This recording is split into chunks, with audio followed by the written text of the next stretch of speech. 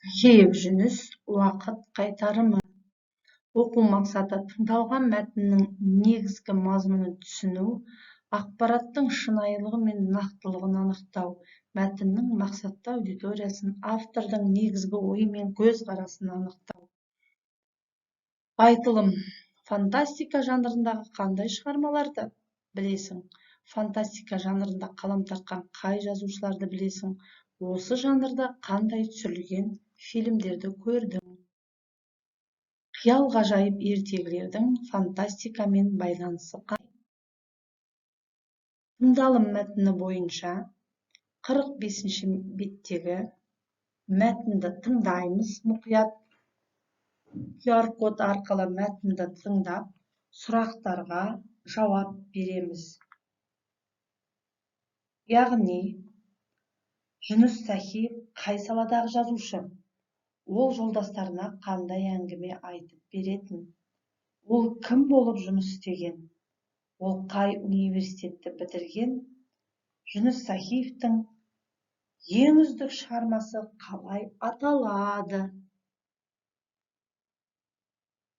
11-12Оқылым. Олар жерге қайтуға асықты. Бейтаныс ғаламшарда болған уақытта өте шыққан.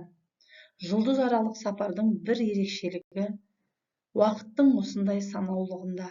Әйтпесе мына көз алдарындағы ғажайып әлемде ешқайсы да қиып тастап кетпес еді. Әлі де жүре бермек. Бірақ уақыт деген бәрінен де қатаң. Мына ғаламшардың бетін көмкеріп жатқан сан түрлі қош иісті гүлдер мен өсімдіктердің нәзіктігінде емес, бір ғана өсімдіктің өзі талай тағдырды шешеді. Сондықтан да ойлануға тура келген. Кеме басшысы Мерген Тұрлығазыұлы жан-жағын жіті бақылап, ілгері бастап келеді. Айнала қалың шөп, самсаған неше түрлі гүлдер. Тек қана өсімдік пен гүлдерден тұратын мұндай да ғаламшар болады екен-ау деп таңданған еді Мерген алғашында. Бірақ ғаламшар тіршілігіне бірте-бірте көзі үйрене бастаған кезде, осы өсімдік пен гүлдер әлемінің де өзінше бір бөлек тіршілік кешіп жатқан бір тұтас елді екеніне көз жеткізе бастаған.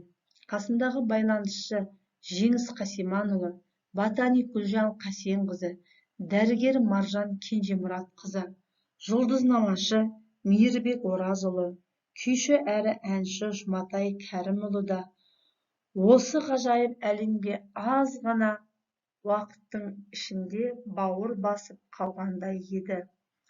Бұл ғаламшардың ғажайып ерекшелігі жерден осылай қарай аттанбай тұрған кезде де байқалған болатын. Жер төңірегіндегі ай мен қызыл ғаламшардағы ең ірі радиотелескоптармен жіберілген радиодабылдарға да бұл ғаламшардан еш жауап болмаған. Соның өзі-ақ мұнда саналы тіршілік иелерінің жоқ екенін байқатқанды. Ол дұрыс болып шықты да. Жер жұлдызшаларының даналығы тағы да бір дәлелденді. Ғарышкерлер ғаламшар бетінде қанша уақыт сабылса да, тіл табысар ешбір пендені кезіктіре алмаған. Оның есесіне қызу тіршіліктегі қалың өсімдіктер, гүлдер әлемін кезіктірді.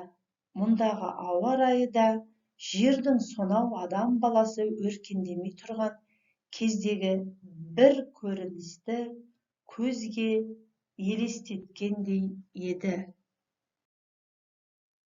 Жазылым. Балалар жаңағы оқыған мәтін бойынша кіріспе, негізгі бөлім, қорытынды бөлімге тақырып қоямыз. және әр бөлімге 2 сұрақтан дайындаймыз. Бүгінгі сабақтан алған білімдеріңізді бағдаршам әдісі бойынша қорытындылаңыздар. Пікірді комментарийға қалдырыңыздар.